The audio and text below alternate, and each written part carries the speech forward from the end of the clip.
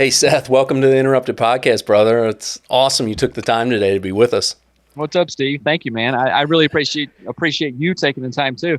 And I just noticed two books up there: "Man at Arms" by Pressfield, and then "Extreme Ownership," of course, by Jocko. It's one of my favorites. Oh man, it's definitely almost hate to beef it up too much, but it's almost like that guiding light of, hey, this is what our trajectory is about in terms of principles that we need to follow. And of course, Pressfield has some amazing books, and that's a solid one that I enjoy.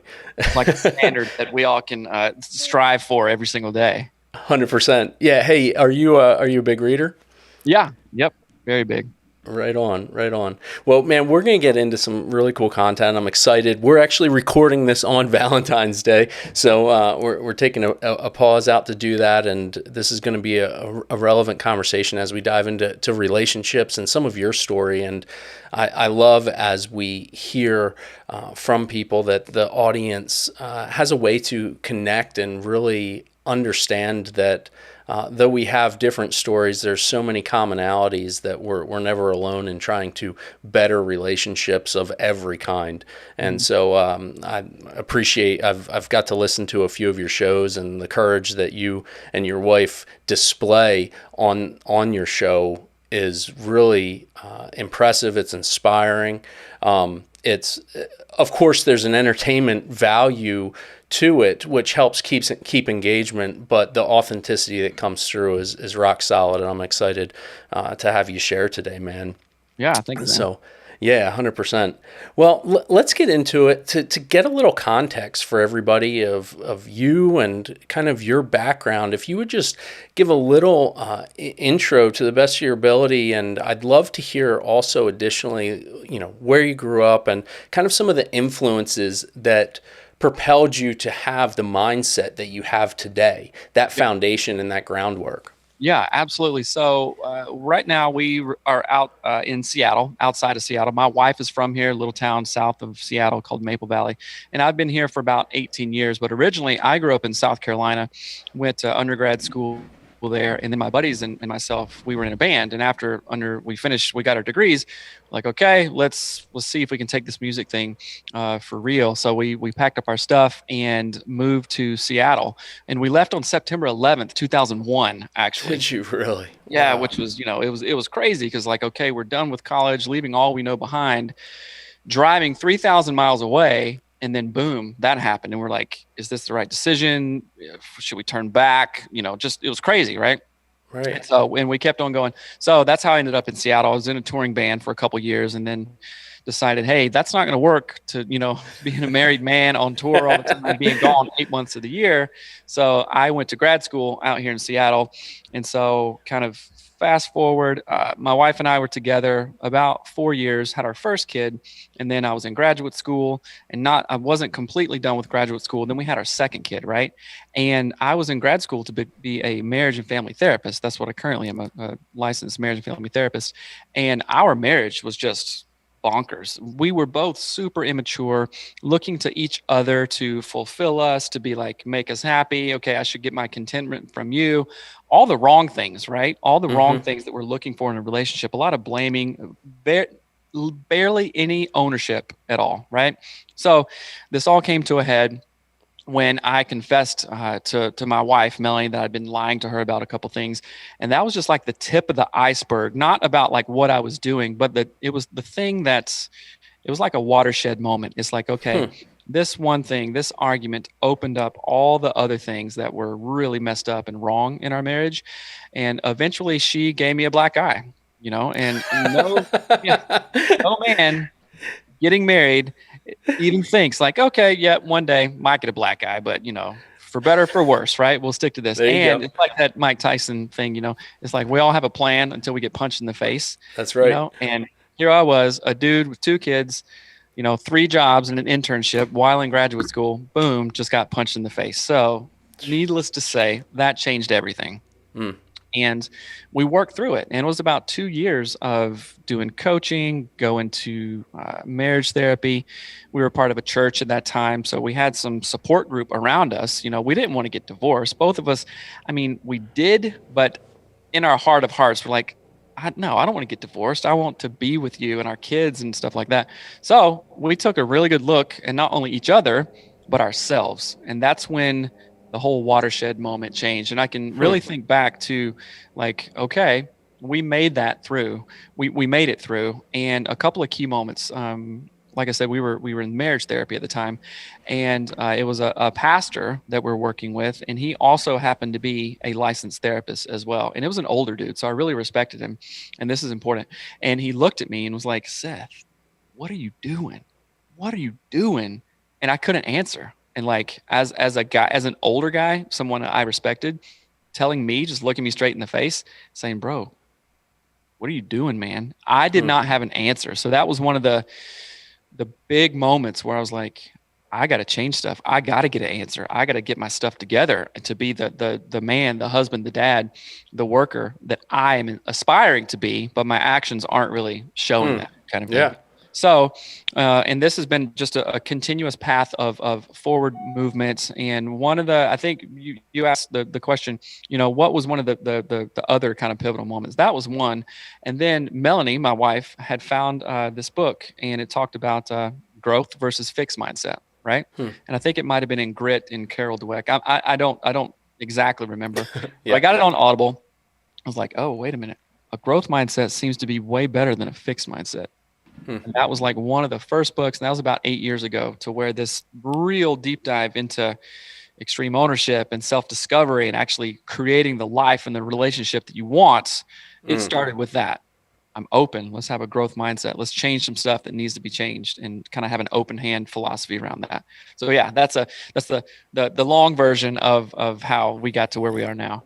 Yeah, no, taking a look down. Now, did you and Melanie, did you both grow up in solid homes where you saw modeling for what a relationship could be? What kind of family dynamics were there that you were able to watch and observe? Yeah, that's a great question. And it's one that we talk extensively on our podcast, which is the idea of family of origin, right? Your family, where you come from, it doesn't have to be biological either. The family that you grow up in is how you learn to do relationships.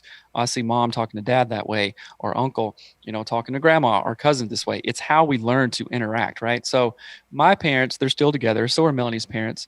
And there were times where it wasn't so good, arguing. When I was a kid, it's like, you see your parents arguing. It's like, oh, this feels awkward.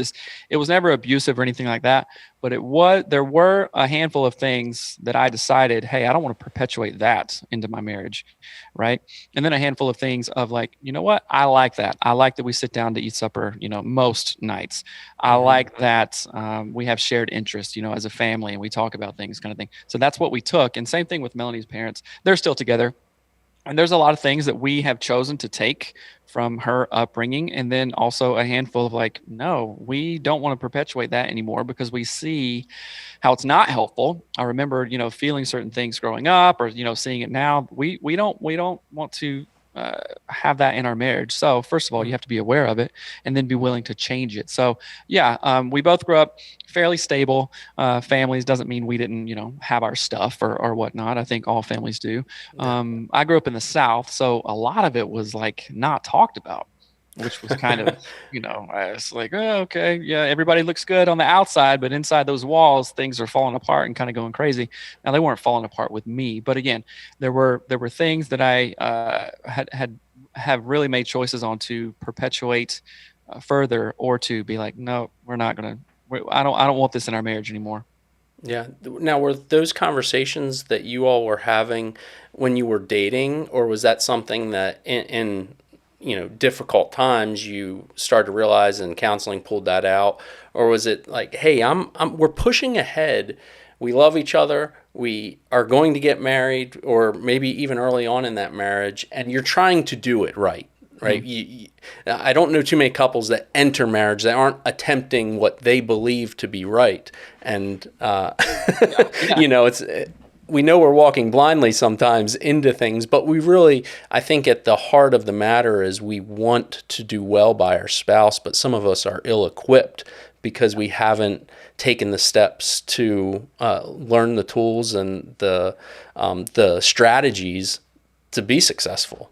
Yeah, absolutely. And one of the things, and this is even weird to think about, kind of looking back, like based on our story and how like sideways things really went. But I was very intentional before I got with Melanie and when we started dating, because back in South Carolina, I had a girlfriend for 5 years, right? So it was a very long-term relationship, and got out of that one. And then I just something clicked, and I was like, wait a minute, I'm 25 years old. I don't want to date without intention. Like I just don't want to mess around anymore, kind of thing, you know? Right. So I actually made a list, and man, if I could find that list, just a handwritten list, I would love it. But I remember some of the things on there were things not just like, oh, she's got to be a certain height or this or that, not superficial things, but very like overarching big picture things that I knew were important. So I wanted my future wife, Melanie, to at least have parents that were still together, or like, okay, and divorce is fine. I'm not saying that, people can't get divorced. Yeah, no, not hearing that at all. Yeah. But for me, I was like, okay, together, parents together, that's hopefully has modeled something in her to like give her an idea of what I want marriage to be, right? Yeah. I wanted her to be college educated, because I was, right? And these are like just like commonality things. The same faith was very important to me. I think, man, what was it? There was like 6 things on there. Oh, wanted kids, because I knew that I wanted kids. And oh man, I can't think of the other ones. But like and again, these weren't superficial things. These are like, it's kind of like if you if you were offered a job somewhere, you would want to do some digging on that job. Okay, what's their financial history? What is it? Are they, do they, are they chopping down trees every second in the rainforest, or are they donating something to, charities and helping? And you want to do your homework in that. And it didn't hurt that she's really attractive too. So that was yeah. But I did think about those things, and being intentional in that, and how that could impact our future together and the overall big picture of it. Yeah, it's amazing how that infatuation stage of so many relationships can really push a lot of those, pillars to the side, where we start compromising. And that's what I'm hearing, and what you're saying is you wanted to say like, hey, these are the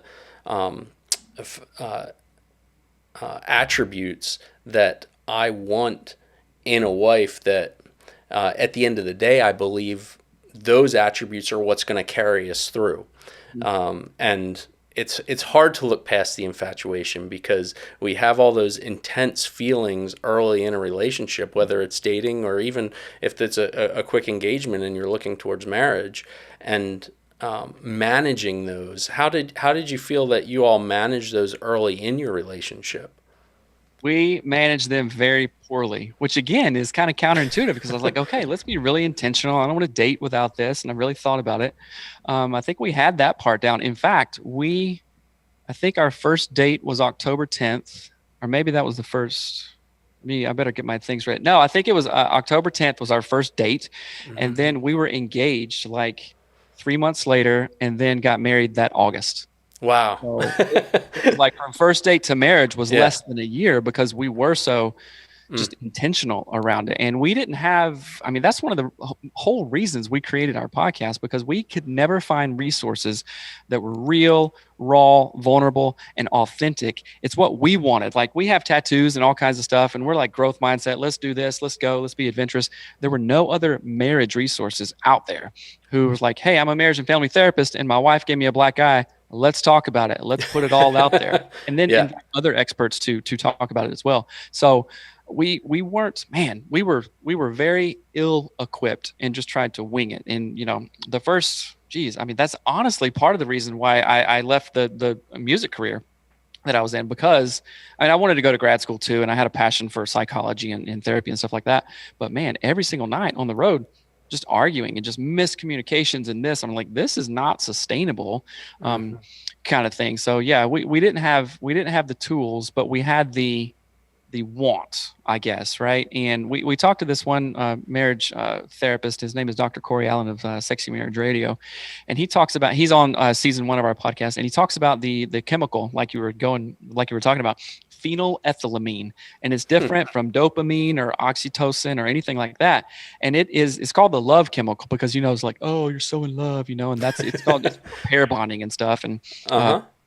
and it's what keeps couples together, right, for the early stages, so they can procreate and stuff like that. But I'm head over heels, I'm infatuated. That is actually a chemical that has a shelf life of about a year and a half, right? So which is really interesting, brain science and Yeah. stuff. And of course we had that going on, and then hit the year and a half mark. I was like, okay, what are we going to do? Because we can't just run off the fumes of, like you said, infatuation. There has to be those bigger things like, okay, we want to build this together. What is our shared vision? With coaching clients, we talk often about what is the shared vision for marriage. And couples certainly don't have it, or at least they think they have it early on, but when couples come to us 5, 10, 15 years later, they're like, man, we've lost the shared vision of our marriage. Help us get that back. And then we work, first of all, we start with the individual vision, like, hey, what kind of man do you want to be? Career wise, dad wise, husband wise, all this stuff. Okay, what kind of woman, wife, mom, worker do you want to be? And then we overarch that and get okay, what is the shared vision of your marriage? Well, we want to grow a healthy, happy family. We want grandkids that come to our house. And okay, well, we have a house, so that has career implications, and we have savings, and we can do this. And we work really hard to create that shared vision. So then we can reverse engineer. Okay, you guys want this. We're going to work backwards, reverse engineer it, and say, okay, what you're doing now in the marriage, your thinking, your upper limit problems is not helpful. Let's work to co-create a new version of that, and how that version shows up in the marriage, opposed to the old version show up in your marriage, which kind of got you here in the first place, if that makes sense. Yeah, no, absolutely.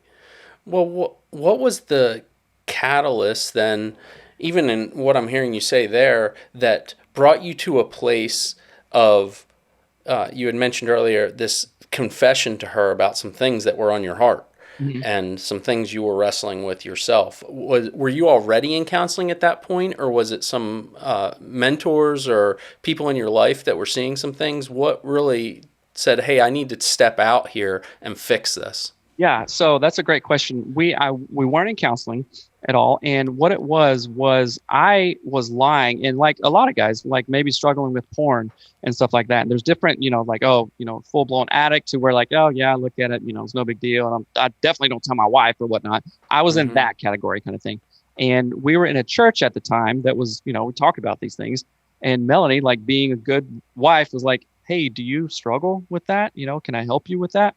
And of course, most guys are like, no, I got it. No, I'm cool, because I don't want to hurt her feelings and, ruin her kind of identity. Yeah. A lot of implications there if you say yes. It's not just like, an easy yes and go, oh, okay, let's go on a date. And, it's like, wasn't that at all. But her intentions were good in that of like, well, how can I be a good wife and help? Is this something that, struggle with? And, I was like, nope, I'm good. But really, it wasn't about the porn so much. It was about the lying and the deception around it, And even I'd count myself in this. It's like, well, I didn't want to hurt my wife's feelings, and thought, I'll just do it. I'll just, quit or whatever. Like talk to some other dudes about it, kind of thing. And that's where we really get stuck, And that's what really hurt her. Is like, you're lying to me. A relationship has to be built on trust, kind of thing. So I got really convicted. I was like, okay, I lied to you before. I got to come clean, because it's just like, gnawing at my brain, kind of thing. I was like, hey, I lied to you. I'm sorry. Here it all is, right? And of course she was hurt and, cried and stuff like that, and then tried to bounce back from it. But like I said before, that opened up a lot of other issues and things we hadn't talked about, in the previous years, and family of origin stuff, and like how we were looking to one another to, I guess, kind of heal us, right? But we have to find that individually for our own selves. And like I said, we were part of a church, which was, I guess I had some mentors, that one pastor. Then we got into counseling. We were able to have some real conversations about it. But that was about a 2-year process. And she was postpartum too. So, literally 2 weeks after our second kid. We have 3 children now. And just postpartum, just the timing was just like the perfect storm of just a bunch of crap. Wow. Now, stepping into counseling and having to be vulnerable with a third party in the room, what was what was that like in terms of, getting some things off your chest and then getting some real constructive input of how to rebuild some things? Because that, I think, is, for me, thinking through, my relationship with my wife, and even outside of that, family of origin stuff, that those uncovering some of that stuff is obviously painful. Mhm. And then taking the step to say, all right, we will need to do this together. We're going to walk this out together. What, in terms of like timing, and what even advice can you lay on the table? Because I know it's not even a question in my mind. People that are going to hear this have questions about their relationship. And it doesn't mean that their relationship's about to end in divorce. It just means there's undisclosed information that the self is holding on to. Mhm. Yeah. So I really like Jordan B. Peterson, the Canadian psychologist guy. Yeah. One thing that he says is conflict avoided is conflict multiplied, right? And from my family of origin, we didn't talk about things like, oh yeah, everything's fine, but then you kind of go get, pissy somewhere else or gossip or do this, or you kind of blow up, like, okay, hold on to it. And of course, us guys, sometimes stoic in that way. Well, hold on to it. I can white knuckle it. 3 months down the road, we blow up, and Melanie was like, "What are you talking about? You haven't said any of this, right?" So holding on to a lot of stuff. So really diving in, and we both did this at the same time. We call it like a parallel process. So she was growing, I was growing, and luckily we were growing at the same time. In that, really talking about these things and seeing how family of origin um, impacted how we're showing up today in our marriages. So goes back to what I was saying earlier, am I going to perpetuate the, just being conflict avoidant, not talking about things, then blowing up? No, I'm not. And so I was at a place where, it's like all growth comes in discomfort, right? If you want to grow, you got to be uncomfortable. The obstacle is the way, Ryan Holiday kind of thing. It's like um, sometimes the only way out is through, right? And we both just, I don't know if it was divine, we just magically realized, like, man, if things don't change individually and as a marriage, we're done. I didn't want to be, constant fighting, no sex, just like blaming and critical and all this stuff. I didn't want to be in a marriage like that. Neither did she. So we stopped looking at each other as the problem, and we turned to the mirror and went, "Oh, ooh, yikes. It's me. I got to get my stuff together." Right? So again, luckily we did it at the same time, reading discovering growth mindset at the same time. And we really leaned in, and it wasn't like, "Hey, Melanie, you got to do this, this, and this, and this, and this," or "Seth, you should do this, this, and this." It was like, "No, hey, Seth," this is me talking to myself, "you got to do this, this, and this, and get on a routine, get some other guys around you." We're some of the 5 people we hang out with the most. So who am I hanging out with? Buddies from high school? Drinking beer and, doing whatever? No, Right. I want to hang out with guys like you, who have shows. There weren't podcasts back then, I guess. But, people who are writing books, who are in masterminds, who are in groups, who are aspiring to talk about the real stuff and to hold each other accountable and also give each other encouragement. And we both had that at the same time in our lives. So it just wasn't, her and I were just islands trying to do this alone. We had like a team, a board of directors, if you will, who would push us and call us out on our BS, because I think we all need that from time to time. And thankfully that's what happened. Yeah. Were you noticing anything specifically around your kids? Were they seeing or understanding, or how were you reading how this was affecting your family? Yeah, well, the kids were young at that time, so they were, I think, about, right when all this stuff happened. We had a 2-year-old, actually an 18-month-old, and then a 2-week-old kind of thing. So they were, too young. Like mostly of our arguing, they'd be, in their cribs or in their playroom or stuff or whatever, kind of like that. But we still see that as, like, our kids now are 14, almost 13, and we have a 10-year-old daughter, right? Nice. So how me and mom talk and interact and work and play and share, they really see that, right? So from the family aspect, more is caught than taught. There you go. Like there's this one thing, like, we're teaching your kids about the birds and bees kind of thing. And it's not just one big sit down thing. It's 1,000 1-minute conversations, around that, and being present. I don't want to get off, birds on the bees tangent too much, but our kids, it was less then because they were so young.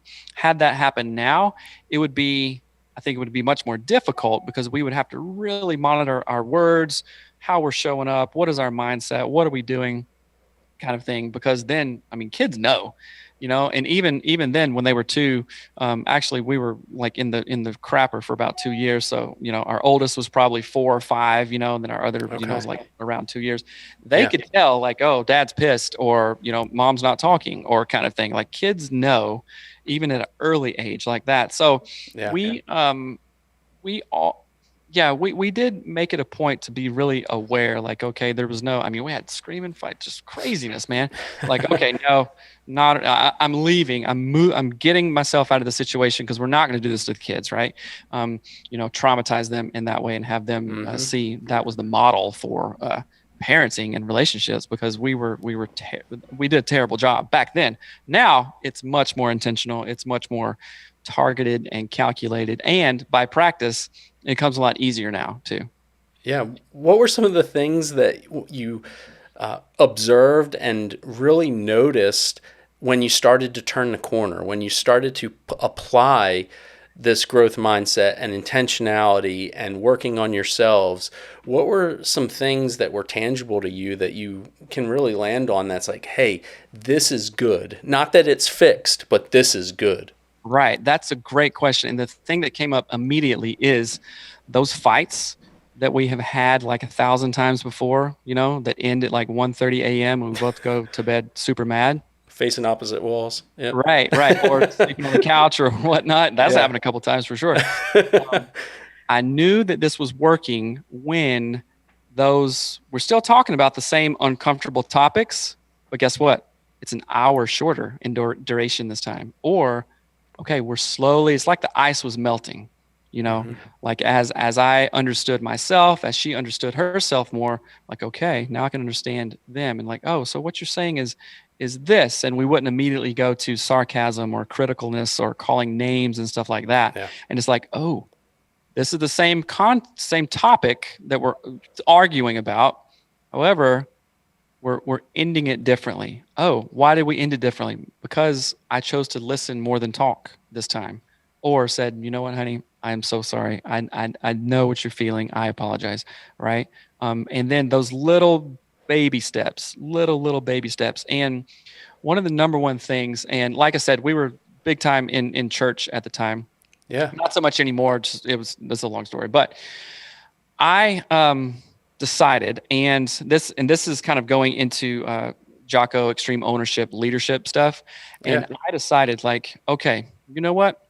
I'm in this relationship. It's terrible, but we're working on it. I need to be the leader here. This needs direction. It needs somewhere, it needs a leader. It needs someone holding the complete bag of the entire process, right? Now, that's not taking on like Melanie's, lack of insight or whatever. I'm not doing the work for her, but I'm doing the work for me, and I'm taking complete ownership. And we called them prayer alarms, right? And just, on our iPhone. And I had, let's see, one when we woke up, one at 9 a.m., one at 12 a.m., one at 3 p.m., and then one at 6 p.m., and then one at before we went to bed, right? And I did that for a year. And it was like, okay, Melanie, listen, this is for me and the relationship. You can choose to participate or not. But every single time my alarm goes off, no matter what I'm doing, if I'm in a meeting, we were at a wedding one time and I stepped out, we were in the wedding kind of thing. And it's like, no matter what, these things happen. Right. And just asking, it's like, hey, give us wisdom, give us guidance here and whatever. And sometimes she would pick up the phone, not even say anything, and hang up. Other times she would say, thank you for doing that. Kind of thing. And it was those moments, it's like, okay, I am moving towards the right thing here. And it was just that resolute. I do 75 hard. I'm into David Goggins. I'm into 80% of stuff. Right. And it's like, okay, it was something clicked in my mind. I was like, there is no option here. Nothing is going to stand in the way. If I was at a funeral or the ER, I'd be like, oh, it's 3 p.m. Got a call. Sometimes I'd even be with clients too. It was that. And I really attribute that to our growth. And of course, her melting ice and responding to that. And then eventually sometimes she would lead them too. It's like, okay, we are making progress here. Even if it's a small, tiny foothold, we are making progress. And that really solidified or galvanized rather in her mind of, okay, this dude's serious. He'll fight for us. And it was almost like, okay, that's a leader I can follow kind of thing, which was kind of cool. Right. And it made me feel good as a guy too. It had to. Yeah. 100%. Hey, okay, man, I'm doing the right thing. This feels good. And not only did it feel good, I think it was the exact right thing to do. Yeah. Was there a sense of awkwardness in the intentionality as trying to, navigate through that? A lot of times if you say I'm sorry, or you say you're beautiful, and you say these things that maybe you weren't saying before, maybe you think all the time, but you're not saying, but there's a level of awkwardness that it comes from an authentic place, but it feels inauthentic because yeah. I'm forcing myself to say this. Yeah, and yes, it felt awkward. In fact, we had like a thing go on this weekend, like an argument and stuff, and I had to say, "Hey, I'm sorry." And sometimes you just feel stupid when you have to apologize, And I was like, "What am I doing? I am truly sorry. Like I see, how that hurt your feelings. It was a communication thing, and yeah, just hey, say you're sorry, fix it because you did it." Kind of thing. Be empathetic towards her. But yes, and that was one thing that I think us guys and women too, but guys, a lot of times it's like you got to humble yourself, like eat your words sometimes and say, hey, I'm sorry, because you know what? That is the right thing to do. If you truly wrong somebody, your wife or a coworker or whoever, it's like, no, say you're sorry if you really, really understand what's going on, and like, okay, eat some humble pie, or drop your ego, and it really goes a long ways, Yeah, even if it's awkward, it's like, okay, I don't care if it's awkward. If you know that this is the right thing to do and you care for the relationship, then do it. You would be remiss if you didn't do that. Yeah, don't let a place of fear dominate that moment, because I think that's the root of it, to be quite honest, that it's rooted in fear, and we need to have the courage to say what needs to be said and then follow through with it. Absolutely. That's the stepping stone to building that trust that I think we're aiming at in those conversations. Yeah, because if you ask yourself, it's like, okay, do I want to endure this awkward moment, or endure a week or a month or years even? Like sometimes we have coaching clients, like they've been living this way for years. Would I rather endure this awkward moment or series of moments to not endure months or weeks or years? Yes, I will make that trade. If you feel stupid or whatever, is maybe reframe it. It's like, okay, if you know it's the right thing to do, then do it. It might be embarrassing. It might be whatever, but you got to put yourself out there. And one thing that I think has been really helpful for us in our relationship, we try to lead with vulnerability, right? And especially on the podcast, like we tell our story and like, hey, put it out there. And we've gotten so much mileage out of that, not only from listeners saying, hey, that was awesome, but like just your own. I mean, even if we didn't have a show, still leading with vulnerability is so. And I say vulnerability, not like, oh, you got to be vulnerable and share weird things at inappropriate times. I'm not saying that. Don't be a weirdo. I was like, okay, now we're all uncomfortable. Yeah. But more of like, this is my real feelings. These are my real feelings, kind of thing. I want to say them to you, and I'm not interested in living out anything less than awesome, in life, in the relationship. Yeah. Kind of thing. And here's another piece of advice that I wanted to hit on. You said sometimes we think these things, but we haven't been saying them, and now it's awkward because we're saying them. So are we going to let that hang us up and be an upper limit challenge of like, well, I hadn't said I love you for 5 years, but I really want to, and it means so much to me, but I don't now.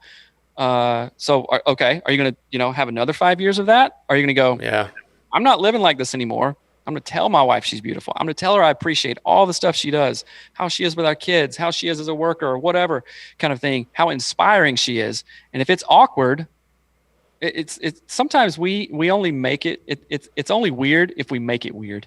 You know? Like Yeah. if we bust in there with confidence and say, you know what, you look great today. You look amazing today. Thank you so much. She might be like, who are you and where'd my husband go, kind of thing. Right. You're lying. You're not telling the truth. Like, Yeah, let's get back to who we are. right. Well, what do you want? This is weird. I don't want anything. I wanted to tell you that because I think it all the time and I haven't been sharing it. So that's that.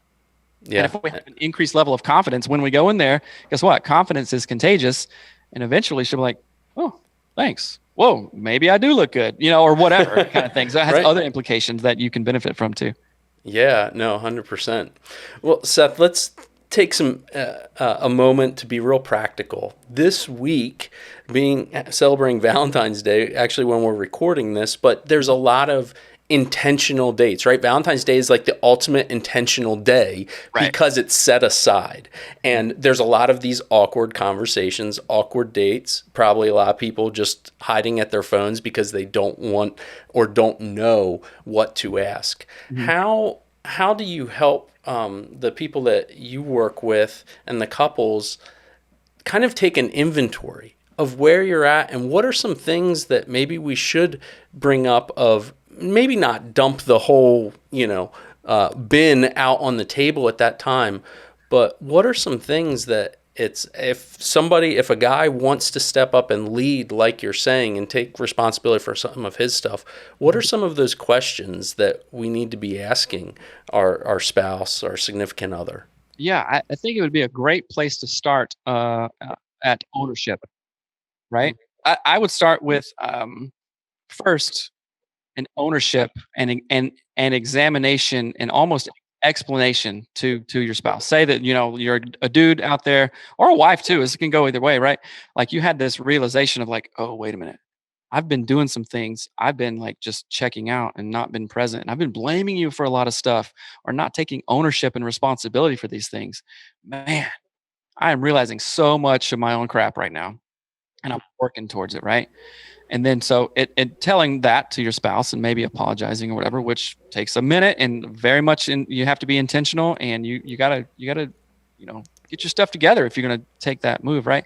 And then so setting the tone there and here's what I want to do. I want to connect with you. I want to be, we would talk about bio, psycho, spiritual, and social, like these things that holistically make up us as a person. It's like, I want to be physically connected. I want to be emotionally connected. I want to be spiritually connected. I want to be mentally connected to you. And maybe that sounds weird, right? But you could just say, hey, I want to feel good in this relationship and I want you to feel good. And I want you to be my person kind of thing. Right. So starting out with full ownership and then kind of casting a vision. You know what? Like, I know we haven't gone on a date for a year and it's something I haven't made time for, but I want to, I'll get a babysitter. We'll go to your favorite restaurant. We'll go try different things every Friday for the next year. I want to just do that because I wanted to build our relationship to maybe what it was, before we had kids or something like that. Right. So claiming ownership, setting the tone and sharing the vision for what you want, not what you don't want. Because there's a saying, you can't do a don't, right? If I said, hey, Steve, I don't want to talk about this and this and this, you'd be like, okay, what do you want to talk about? Is this fair game? Right. Okay, what do you want to talk about, right? So let's go in the mindset, you can't do a don't. Even if stuff has been terrible, you say, you know what? I want more of this XYZ in our relationship, right? And here's what I'm going to do to work towards it, right? So we want to be asset based, not deficit based. And if it is kind of awkward and clunky, you haven't gone on a date with your wife for 2 years and you're just like, well, probably that's true because of COVID and all kinds of stuff. Now, you want to reconnect and say, hey, let me take the reins on this, and hopefully we're attuned to our partner. We know what their, desired restaurant is or whatnot. Do they like flowers? Do they like this when I wear this outfit or whatnot? Do those things. Be intentional. Be attuned to your partner, and then take the lead on it. Like, how do you feel if your wife says, hey, Steve, I'm going to take you out to your favorite steakhouse, and then we're going to go, I don't know, do something else that you like, go throwing axes, and I got the babysitter. It's this Friday, I cleared your schedule. Let's do this. Are you going to be like, well, no, that's kind of sounds weird. How are you going to react to that? Yeah, it's game time. Let's do it. Yeah. What? Yeah. You did that? Man, let's Yeah. do it. It's going to make you feel special. It'll make you feel loved. It'll make you feel seen. Right. So a lot of times, so she maybe had to step out to do that. Right. Mm-hmm. Wow. We haven't been on a date forever, but I know he likes this and this and this and this. I want to do this for him and go have a great time when we go. Right. So just taking the first step in things like that goes so far. Like we were on a client call earlier, and I was like, I looked at Melanie. I said, "Hey, if I told you we're going to go to Nicolino's, her favorite Italian restaurant, and then after that, I booked us tickets to a show, and I got the babysitter, would you be on board for that?" She looked at me, was like, "Of course I would. What are you talking about? Of course I would." So it's making those deposits. I mean, that's a pretty big deposit, right? Yeah. But it's making those other small deposits, like every single day to move the relationship forward. Whether that's 5 minutes of intention, sitting, holding each other's hands, doing some sort of practice. Conversation starters is really good. We have an app where you can. We haven't used it in a long time. I haven't promoted it in a long time. It's called Anatomy of Marriage app. And, but you can get other apps and conversation starters. And we actually have some card decks too. We go to restaurants and go, all right, we're going to talk about relationships. And then it just asks a bunch of random questions on relationships, and the conversations, the mileage that we get out of that is so engaging. It's not just a, dinner and a movie date night. It's, holy cow, we've been at the table for 3 hours, and a bottle of wine later, and we're having the conversation of our lives. It's amazing. How about it? Yeah. Yeah. No, making those deposits in the relationship come with sacrifice. And I think our significant others, us, we recognize it, they recognize it in us, that, hey, in order for this to have happened the way it did, and for you to make these arrangements and set this up, I do realize how busy you are, and that you said this was more important than those things. Mm-hmm. And putting that emphasis on the relationship, I think is what is rewarded so greatly in that moment. Yeah, absolutely. It's not just the, like dinner and axe throwing. It's, oh, wait a minute. You thought about this for a minute. Huh. Mm-hmm. I feel heard, I feel seen, I feel loved, and I feel special in that. And that goes way beyond just the date night, if you know what I mean. Yeah, absolutely. And I mean, conversations about intimacy need to be just as intentional as every other one of those conversations that you're having. Because really, if we look in the mirror, are we honest that we tell our wife, or vice versa, exactly our kind of what we want, our expectations, how we want intimacy to look like, all the way from flirting through the bedroom? It's those can be awkward as well. Yeah, those really can be awkward depending on how you talked about it in your family of origin, or you learned about it at school. And for a lot of guys, it's like, oh, in the locker room, or some magazine that we found in the ditch or something like that when we were kids or whatnot. But being as intentional, so we're intentional about our money, our jobs, all kinds of stuff, hopefully our bodies, our hygiene, physical fitness. So why not be intentional around intimacy? And it can really get awkward quick, right? But like taking it slow, like, hey, listening to a podcast like the one I mentioned earlier, Sexy Marriage Radio, that was really helpful in our own, just like, oh man, we're talking about sex and sexuality and all this stuff. That's okay. That's pretty cool. What did you learn from that one? Or what did you get from this, or kind of thing? But if we're as intentional about everything else, why wouldn't we be intentional around intimacy with our spouse? Because it is such a big deal, just as important as money is, or, having a house. Like sex and sexuality and stuff is so important for a healthy, thriving relationship too.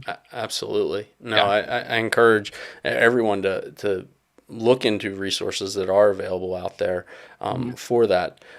Well, how did the podcast come about, man? Like, you guys walked through this. Tell me about Anatomy of Us, the podcast. I know you have some different shows and some things going on, but I'm curious what said, hey, let's put this out there for the world to hear? Yeah. So this is funny because today is the literal 5-year anniversary of the podcast release. Right on, right on. 5 years ago, Valentine's Wow, Day. congratulations, man. No, that's awesome. It Yeah. really is, because it can be challenging. There's a lot that goes into these things, but Oh, they can be yeah. very rewarding. Yeah. Absolutely. Thank you. So we, after we were on I guess the backside of just the craziness, like, okay, the storm has calmed. We still have a lot of work to do. Let's document this stuff. And I have other friends who were into podcasting and stuff, and I listened to their shows, and it was like, this is something that we would want to do. And we also just read like the I think Darren Greatly, the Brene Brown book that talks about leading with vulnerability and like sharing your stories so other people can grow. And there was just a point of, we're like, well, screw it, let's put it out there. I've always liked like being real and like having real conversations. Being a therapist, I have a lot of real conversations with clients, of course.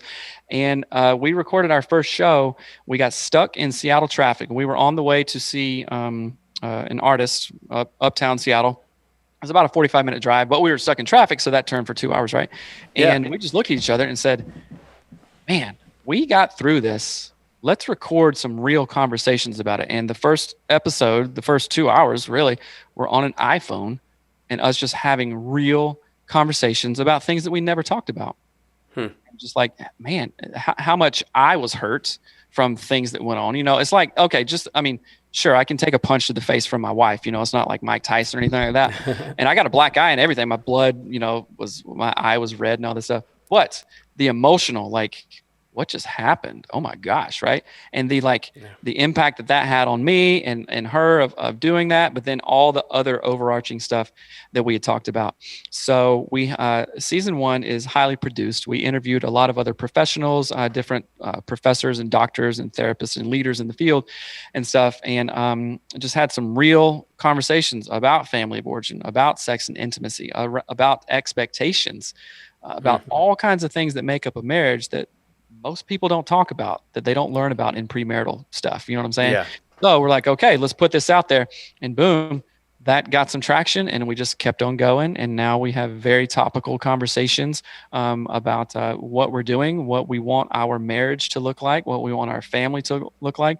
Right now, we've been talking a lot about lifestyle design and kind of like, hey, it's our life. It's nobody else's. We can actually do what we want to in that. So let's create systems and things and careers and like income and ideals, and have a growth mindset around everything that we do, and help to inspire other people while we do it, and also learn from other people. So now we have 2 masterminds going on, which I can talk about in a minute. But yeah, and that just, I oftentimes say, like, when me and Melanie record a show, that's like one of my favorite, we record multiple. That's like one of my favorite times of the week, because it's like, okay, 45 minutes, me and you talking about real stuff. And it's just like it's almost like a date kind of thing.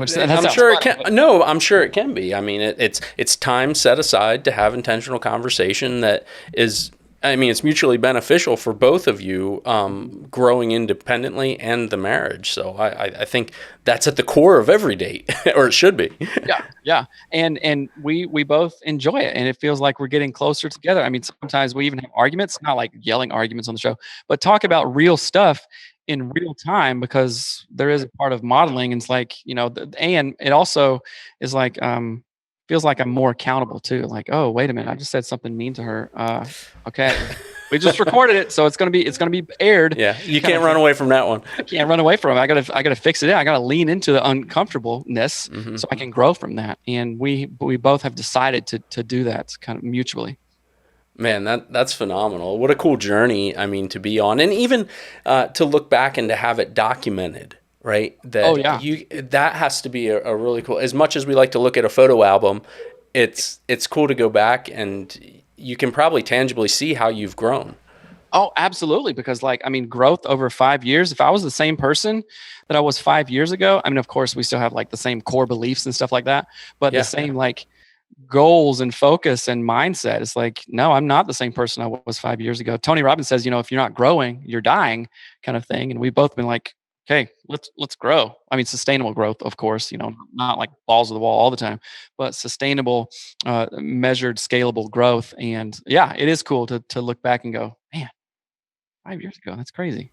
Yeah, no, there's no such thing as being static. You're always going in one direction, Right. and it's important to not be drifting when you're going in a direction, that you're actually pointing yourself and running at it, which is Absolutely. really cool. Well, why or who should look into coaching or therapy or counseling? Like, it's easy to say like, oh, I know I shouldn't wait till things are bad to do that, because then it's even harder. But I feel like things are probably okay. Mhm. And if you don't know, you don't know. Right. How do you encourage, or even encourage my audience to seek out a mentor, a coach? Maybe they do need to go to professional counseling because there are some heavy things and some trauma going on. Yeah, yeah. So being a coach and a therapist, therapy is like, okay, go and heal what has happened, kind of thing. If there was, childhood trauma or a whole host of all kinds of stuff, anxiety, depression, adjustment disorders, all that stuff, go to therapy to do that, right? And it's kind of like the analogy of if you have a broken leg, you go to the doctor to fix it, right? You go to a physical therapist to get mended up, kind of thing. If you're ready to run again and you're all healed up and you want to put some rocket fuel on something, you go to a coach to, Mm, to increase performance, to bust upper limit issues, to have encouragement, accountability, and have skin in the game. So, like, one is for healing, one is for excelling, and you can't excel if you're not healed. You know what I'm saying? well So said. Yeah. there's Yeah. a parallel process to that, right? And we have couples all the way from like, okay, this is our last ditch effort. This doesn't work after 90 days. Boom, done, divorced. Okay. Let's work with that, right? As long as you have a mindset of like, we can. There's a possibility of something different. Okay, we'll work with you. We have other couples who do high performance marriage coaching. Hey, man, we're pretty good. This is a good life. We're communication, but we know that there's something more. Yeah. Know that we can level up. We know that there's one more book we can read, one more show we can listen to, one more exercise program we can do to level up. It's like a business owner, it's like, oh, okay, we did 1 million last year. I'm all right. We're good, Or like, no, we have a hell of a product. Let's do 2 million next year. Oh, well, we don't know exactly how to get there. Let's go to a coach. Let's go to an advisor. Mm-hmm. Let's hire somebody to get us to that next level. So we see two types of couples there. And we really like working with couples who know that they can hit that 2 million mark, or metaphor, or 5 Yeah. million. No. Yeah. Let's do this. Let's bust open this. Like, I've had a couple entrepreneurs and they've said like, okay, Seth, working with you guys in coaching is like, I'm fully capable of charting my own path this way, right? But it feels like you're on top of the hill, the mountain over here, and I can look back anytime and I'm like, yes, let's go, brother. Let's do this. Or like, hey, you're stumbling because there's an upper limit problem that you're going through right now. You don't see it, but I can see it from way up here. Let's talk about it. Let's be accountable. Let's be encouraging, and let's call you on your bull stuff, bull crap. Yeah. And that's the process of coaching. So that's who we work with. Couples been married 5, 10, 15, 25 years. They're like, I don't want this. Come home, do the same thing, go to the same vacation. I want to do different stuff. And we have the resources, but I just don't know. And I don't know if she's on board, he's on board, but we're both willing to talk about it. And then boom, that growth happens. And, I'm sure you played sports. I was a wrestler and a tennis player, in high school, right? Okay. And a coach would be encouraging you, and they also would see what you're not seeing, your technique or form or whatever, and then bust your butt if you said, oh, I can't do that or it hurts. It's like, of course you can do it. Here's how to do it, and I'm going to hold you accountable, and keep you in the gym after hours, and we're going to work on this and go and go and go. So coaching is a lot of pushing, right? And it's just such an experience to see folks. And of course, we did our own coaching, invested a buttload of money in coaching, and then really kind of teared up, right? Because we were in a good place, right? We had a private practice and this, but man, after coaching, it was just like, this is a different level. This is a game changer. It's just a different level. Kind of thing. So that's ideal, folks, for coaching. I also have a men's mastermind who, for guys who want that group accountability, that group camaraderie, especially coming out of COVID, it's like, man, I hadn't hung out with my buddies, or they moved away, or this or that. 100%. But, I said it before, you're the sum of the 5 people you hang out with the most. And in the Badass Husband mastermind group, badasshusband.com. It's all guys who pass a screening process who we want growth in 5 main areas: our brain, our bank, our beliefs, our board, and our brain. Did I say that one already? And there's very specific things. It's like the 5 areas that if we are excelling in all those areas, then we're meeting our goals. We're exploding our goals, right? And guys in the mastermind adhere to these principles, and we talk about them. They're in the hot seat. They're men in the middle. They're learning leadership, accountability, and encouragement. And also, they get to call each other out on their BS and then also get called out. So when you invest the money to be like, hey, I give you permission because I'm here for a very specific reason. I know you're here for a very specific reason. I give you permission. And that's like things that we respect, especially for guys. It's like, if some dude who wears pajamas, at 2 p.m. and goes to the grocery store, just got finished playing Xbox, is like trying to tell me something, I'll be like, sorry, bro. I don't think so. You know what I'm saying? Yeah. But guys like yourself or other business owners, like, hey, Seth, you ever thought about looking at it this way? Or like, we've been in each other's lives for a minute. Think about it this way, bro. I'm like, I think you're right, man. Thank you for pointing that out, and then we grow around it. And my wife does a women's group coaching, which is a similar thing. I don't think it's like as high kind of intensity, kind of like, yeah, let's go kind of thing. But hers is anatomyofus.com/women's group coaching, where they have set principles, set reasons why they're together. Like, okay, that friendship, that accountability, that encouragement, that leadership aspect of like, okay, what do you want to do? As a woman, as a wife, as a mom, as a leader, as a business person. So yeah, it's just 2 groups that we have that we're super excited about. We just kicked them off this year, in fact, but they've been long in the making. So super stoked about that. Right on, man. Man, you guys got a lot going on in a lot of good ways, and just your reach it probably feels good to have connection with so many different people, and I can only imagine some of the cool stories along the way that you've had. Well, before we wrap things up and close, I'm curious: is there anything specific right now that you all are learning as a couple that has been like an aha recently? I'm always intrigued by what people are reading and learning and what has their attention. Mm-hmm. And because of that constant growth mindset, like you say, and we're wanting to move the needle, where are you guys at right now that's really got you? Yeah, absolutely. So I had mentioned Jordan Peterson and some of his work. The 12 Rules for Life is a great book, and I haven't read his new one yet, but Melanie has. And the thing that really hit me, and I've read it twice, but it really hit me this time, is that diving into conflict. And it's not like looking for conflict, going and picking fights or just stirring stuff up.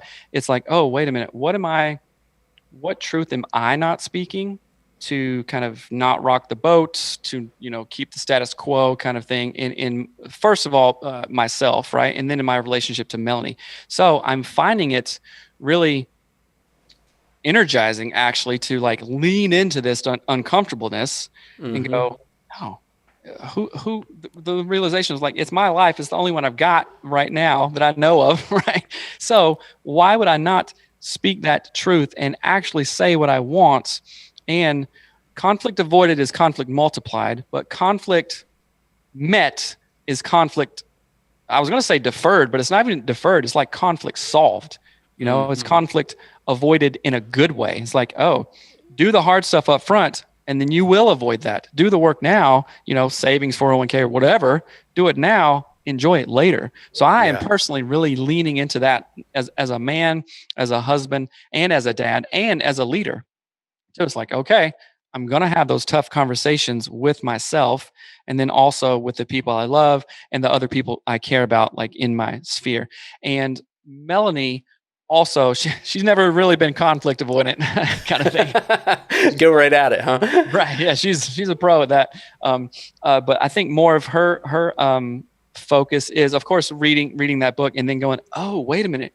If we do a set and certain number of things in business, in parenting, in relationships, and kind of stick to this order to some degree, things really work out.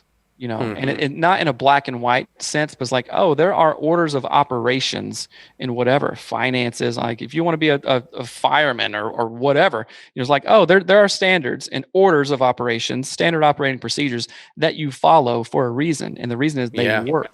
right? So we're really, she's big into that and like, okay, organizing and structuring our home in that way, from everything to meal planning to kids to homework to lifestyle design to how our bedroom looks, all kinds of stuff, because there are actually certain things you can do that will get this desired preferred outcome and results. So that's her jam right now, which is amazing. Right on. No, it's really cool to be able to land on something that I, I love asking people, just even in that kind of quick 5 minute conversation, about what they're learning about, because it's interesting. The people that are able to say very quickly, hey, this is what really has me, and this is something I just learned, I really get a sense and intuitively understand that they are in tune with wanting to be better, and that they're driving at something. They're not getting, pushed around. And I love to hear it, because every response is very different. But it's really cool when you arrive at something that captivates you. Yeah, that's a great question. And yeah, if and I've never thought about it that way, but yeah, if people can readily respond, it's like, oh, that's what they're thinking about. That's what they're trying to be intentional about. That's their thing. And if we don't have a thing, then sometimes we can just drift around waiting for it to come up to us. So I Yeah. encourage listeners like, hey, go get whatever that thing is. It's like, well, I don't know what the thing is. Well, let's do the work to get closer to it, to uncover this or discover this or shed this kind of thing, and you will be closer to that thing, whatever it is. 100%. Man, oh, this is good, man. I could keep going. I got so many more questions, but look, how can my audience connect with you guys? Where should they be going? How can they see what's going on? Where can they listen and see the podcast at? Oh yeah, so it's called Anatomy of Us, and you can just go to anatomyofus.com, find out all the stuff there on all the socials, Instagram, Facebook. It's Anatomy of Marriage. Mm-hmm. So it's a little different there. It's all under the like anatomy kind of umbrella. And I would really love for folks to hook up with me to talk about the mastermind if that piqued your interest, and for the women out there to click on the button and inquire about the women's group coaching. But or if you just have a general question for the show, we answer questions on the show too. Email us at hello@anatomyofmarriage.com. But yeah, we like helping. This is what we do. It's our zone of genius, and we want to help as many people as we can. Well, it's good, man. It really comes through, and the episodes that I've been able to listen to, I've heard just on some other shows as well. That really passion that you guys have for bettering yourselves, and then really turning that outwards to help other couples, it really comes through. And it's fun along the way, right? It's funny. It spurs on conversation. It's always fun to introduce folks to new perspectives, right, that are uncomfortable, and then hopefully we can adapt them to ourselves. So, brother, I mean, keep doing what you guys are doing, because you got that sweet spot, but don't just stay there. If I can offer any encouragement, keep pushing the envelope for how you guys are sharing and what you're doing, because I can only believe really that there are relationships being saved and cultivated into something so much better, because people are listening to what you guys are going through and where you're pointing them. So man, I appreciate you guys so much. Absolutely, man. Thank you so much. Keep on doing what you're doing too, because it's conversations like this that like creates an energy and synergy around. It's like, okay, our conversation is going to spur some other conversation that, me or you probably won't even ever meet them or whatever kind of thing. It's like we're putting it out there, and in turns, like doing what we do, what gives us life, we're creating like that, not life, but that energy kind of thing, the positive vibes or whatever you want to call it. It's like, yeah, okay, let's keep on doing what you're doing. So I appreciate you. I appreciate your work, and thank you for having me on, man. Yeah, 100%. So I look forward to talking again soon. Take care, brother. Right on. Thank you, man.